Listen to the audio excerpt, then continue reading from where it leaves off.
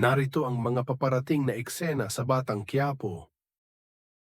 May dumating na regalo na pagkain sa bahay nila Marites at Rigor. Biglang nagtanong si Lena saan galing ang mga pagkain.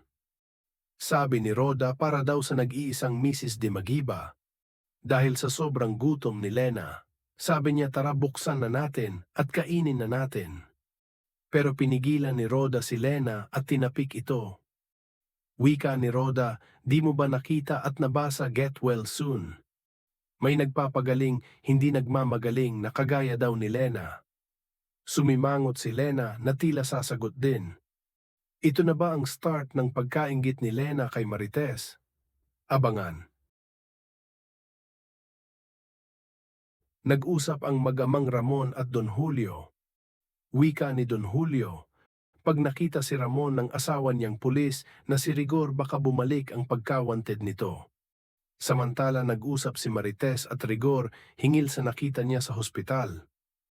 Wika ni Rigor, sana wala kang tinatago sa akin.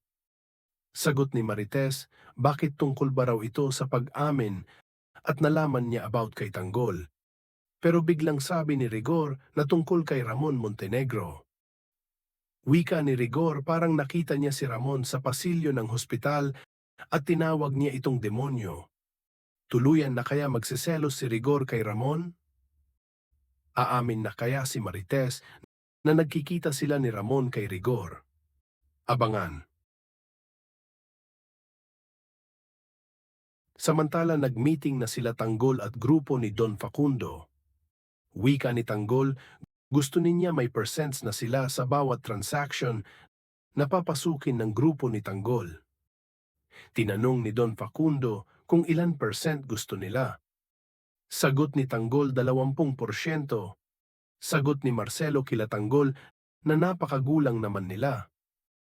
Pero tiniyak ni Tanggol na wag mag-aalala si Don Facundo na sulit ang perang ibabayad nila sa kanila serbisyo. Lahat ng kasama ni Tanggol at tumango at sumang-ayon. Kaya si Don Facundo, inaya sila Tanggol sa laboratory sa may kabundukan. Ngiting-ngiti si Don Facundo na pinakita ang laboratory. Pero tila di nagustuhan ni Tanggol ang nakita. Makakalas pa kaya sila Tanggol kila Don Facundo? Paano na si Doña Divina? Magagalit kaya si Doña Divina kila Tanggol? Abangan.